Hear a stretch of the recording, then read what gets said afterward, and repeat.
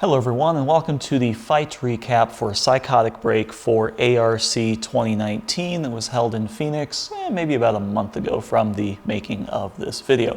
And I will warn you, this is teetering very precariously and it will probably fall sometime throughout the video, so be prepared for that. Anyway, in this video what I want to do is show you an overcap of all the fights that Psychotic Break had, kind of give you a little rundown on what happened, what didn't happen. So let's dive into the very first fight of the competition.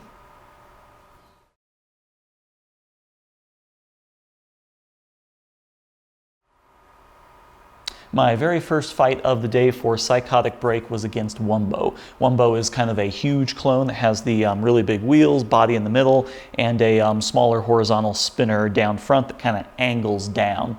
And horizontal spinners, such as Psychotic Break, are kind of the natural enemy to a huge or a WUMBO-style robot. You can go back in my crippling depression videos and see anytime crippling depression has went against huge, it has not generally fared well for huge. So horizontal spinners are a really good matchup for me against someone like WUMBO. So I wouldn't say I was confident going into this fight, but I was happy that it was a good matchup because horizontals just work really well. So let's see how that happened.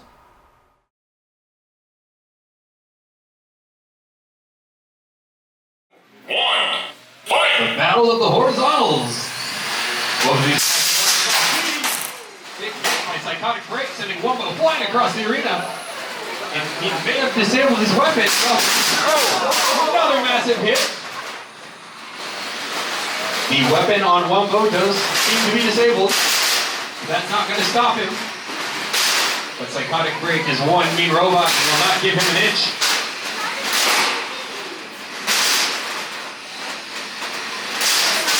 Oh, getting stuck in the wheel, but manages to free himself. Looks like an entire drive shaft has been bent on WUMBO, but it's still moving. Psychotic Break wants to end that though. WUMBO doing the best he can to use his broken wheel as kind of a shield. But can he keep this up? Still just 2 whole minutes left in this fight. Can he survive for that long?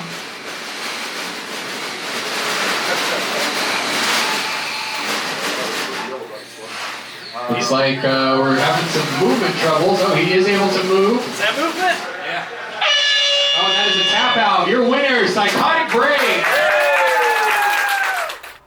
So I think overall this fight went pretty much how I thought and Jeff thought it was going to go. Once you start catching the wheels and once you kind of start catching that weapon up front, that's when problems start to happen. And towards the end you saw that there was a big hit against the wheels. And here is the shaft that kind of runs through the full length of WUMBO. And you can see there's just the slightest bit of a kink right there. This is aluminum actually. Kind of thought that was interesting. But Psychotic Break just basically grabbed that, bent it, and that was pretty much it. I don't know what other issues he had in terms of drive towards the end there, but just there's a lot of area for a horizontal spinner to hit. So think about that when you're considering like a horizontal spinner versus a vertical spinner. A vertical spinner really doesn't do as much with someone like WUMBO because those pieces aren't as easy to get to, but the horizontal, it's really easy. So yeah, just interesting matchup. So at this point, I'm in the winner's bracket, won the first fight. Next fight of the day is against the really nasty gyro walker rickety cricket. For anyone not familiar with a gyro walker, it doesn't use traditional wheels or anything like that for locomotion. It uses a vertical disc in the front that is the weapon, and it creates a lot of gyroscopic forces, so when you tilt or lean that weapon, it will want to kind of drive to a specific location. So it just uses a big weapon and a servo. Now, why would someone do a design like this, Luke? Well, someone does a design like this because they get a substantial weight bonus. So everyone else is 3 pounds, Rickety Cricket gets to be a lot heavier because it doesn't use wheels. So what that really translates to is a really big weapon with somewhat limited mobility. Psychotic Break really does have a lot of mobility issues, so this isn't a great combination for me. So let's see how that fight went.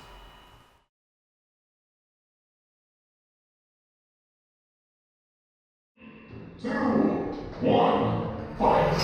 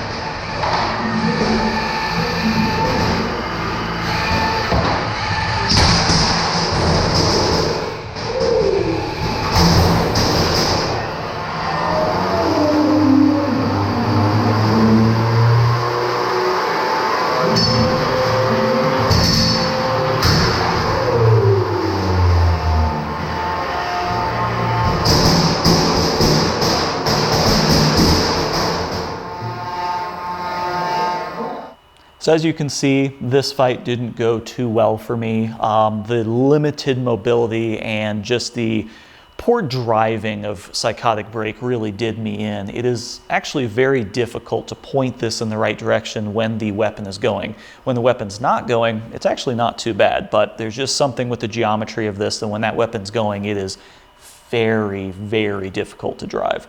So anyway, I just wasn't able to get it where I wanted to get it on Rickety Cricket. He got a couple really good hits on me, and there was one hit that caught the frame right here, and it actually just bent this whole section up. It was about an inch and a half. I'm not really sure what happened. I thought I took a picture of it, but I guess I didn't. But this whole frame was bowed up, and that's where you can see somewhere in the fight that I was actually high-sided on my own frame because it was bent up. I was waiting for him to hit me again. He hit me again, thank you, Luke, and it flipped over to the other side. I was able to drive again, but the weapon was dead, and then it took off a wheel, and I was just out. So I really got pretty well beat up by Rickety Cricket, but thankfully there was nothing permanent. Put the frame in the vise, bent it, beat it down, got the frame back, and swapped out one of the wheels, added the weapon belt, and I was good to go again. But I did have a bit of a kink in the weapon. The weapon is kind of like a little bit of an S-curve from some of those hits. So yeah, definitely took some damage, and that is always the risk that you have going against someone with such a large weapon. So at this point, I'm in the loser's bracket, so I've got a third fight coming up. The next and third fight for Psychotic Break for the day was up against a bot called Black Arrow. Black Arrow is a egg beater spinner, so a vertical spinner like that. And you know, vertical versus horizontal is always kind of interesting. It's always who gets the bite. Thankfully, it did have a relatively wide body, so I was pretty confident that I could kind of, you know, hit it from the side and disrupt something. So they're also having some reliability issues throughout the day, so I had my fingers crossed for this one. So let's see how that fight went.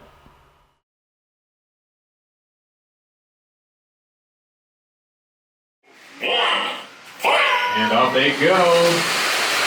Psychotic Break up to speed. They're not moving much. Might have lost the weapon. Uh-oh, is the entire robot gone? No, the weapon works. Can it drive? Might have to start a countdown. That's a tap out. You're a winner. Psychotic Break. So I was pretty happy for a relatively easy win here. I'm glad it didn't go a full 3 minutes. I'm glad I didn't get destroyed and get the frame bent. There's just a couple really good hits along the side of them. I'm not really sure what ended up happening, but they just ended up stopping. So that was a pretty lucky win for me. But karma is quite the thing. So let's see what the next fight is. At this competition, I had two bots. I had Psychotic Break, and then I also had my new bot, Lolo Man. Lolo Man was up in the top winners brackets, and it was just racing right through, winning all the fights. It was doing quite well that day. Check out the fight overview recap for that. That was really good for Lolo Man. It was also very bad for Psychotic Break because after I ended up fighting Black Arrow, there was two options. I could either fight Rickety Cricket again because Lolo Man had just beat them and put them into the loser's bracket, or red die number 5. So that was kind of a fun little option for me. I ended up having to fight red die number 5, which for a vertical spinner and a horizontal spinner, that is the type of vertical that I don't want to face because there's just a big wedge in the front, and I did end up losing to it at the last competition, so I really wasn't terribly confident that I was going to win against him, but let's see how that went.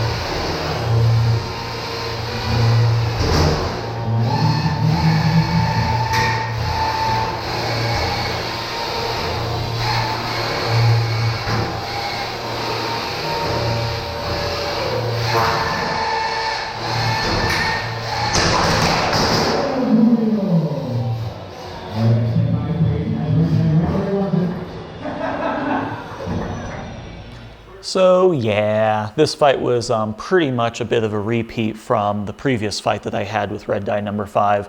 The big problem is I was trying to get up to speed really quickly, and because this thing is just so squirrely when it's getting up to speed, it kept like kind of flipping around and I wasn't able to control it well.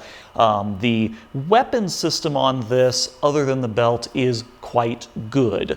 The bearing I've never had an issue with. This has never seized. This has always been extremely smooth. The weapon bar does tend to bend, and that's just a material and a geometry thing. But I've never lost a weapon motor, never had a single issue with the weapon motor or the ESC, never had a problem there. But the problem with that is it's so powerful and has so much torque that getting it spun up and keeping the bot stable is extremely difficult. So I usually have to go very slowly, but because red dye is going in quickly, that makes that problematic. So I was never able to really get fully up to speed. I did get pretty close to up to speed, but just with those constant hits, I was just never able to kind of get traction and gain control of that fight. And then as soon as that weapon belt came off, it was done. Still not really sure what the issue was with that weapon belt. It really wasn't rubbing against anything. Didn't really see any evidence of this bending into its own frame. Don't really know. But then the weapon belt came off, then the wheel came off, then the other wheel came off, and that was it. But as soon as this loses its weapon belt, it's pretty much a loss. So that's something I need to end up fixing. So for the second time around, Psychotic Break ends up getting 4th place, just below 3rd. So, you know, overall I'm pretty disappointed with Psychotic Break as a whole. It is a very pretty robot, and if there was an award for the prettiest or the best looking robot, then, you know, it might be a contender for that. Which I actually find kind of funny because at the last competition that this was at, Lolo Man ended up getting coolest looking robot, so whatever. But it's just not doing what I want it to do. So I think this is going to get a completely from the ground up redesign. I'm going to completely get rid of the concept of belts. Whenever I try and design a bot, I try and make it so things are not going to break or not be serviceable. You know, that's kind of the first step and the first goal, which I know is pretty obvious in combat robots, but generally speaking, I want to make sure that something will always work, and this weapon system has not achieved that for me. So what I want to do is go back to my original bigger motors that I used in Anxiety Attack, do a fully encapsulated hub kind of system, couple the weapon with that to make it basically a powered weapon, just one piece, and then just do a hub motor that way. Get rid of the belt completely, and then just make a moving weapon with the motor inside. I think that's the way to go. And then just changing the geometry so this thing just isn't so long. Probably end up going with a smaller weapon, going with an S7 weapon, probably going with a disc, because I'm finding at the beetle weight class, if you have this long bar, it tends to stop against the wall quite a bit. And I think one of my successes that I've had with crippling depression is with the disc, it's actually very, very difficult to stop it even when pushing against the wall because it only has that little tooth to catch. So something like this, you push it against the wall, that's going to stop, and then your belt can stop, you can slip. There's a lot of problems that can happen from this weapon just stopping instantly. So I think I'm going to make some few changes. I don't know how much of a focus I'm going to have on Psychotic Break in the next 6 months or whatever. I think I'm going to focus more on Lolo Man because it's really cool. But this, in its current configuration, is probably not going to exist anymore. I'm going to completely change this up. I think Psychotic Break's still going to live on. It's not going to be retired, but it's going to be a completely different configuration. So anyway, thank you for watching. Thanks for following the channel. And if you want to see any other updates to the channel, check out my Facebook page down below. And also, if you want to help support this channel, you can look at the link down below. There's an Amazon link. You can use that and click on that, and it helps me, kind of support my obsession and my hobby. So as always, thanks for watching. See you next time.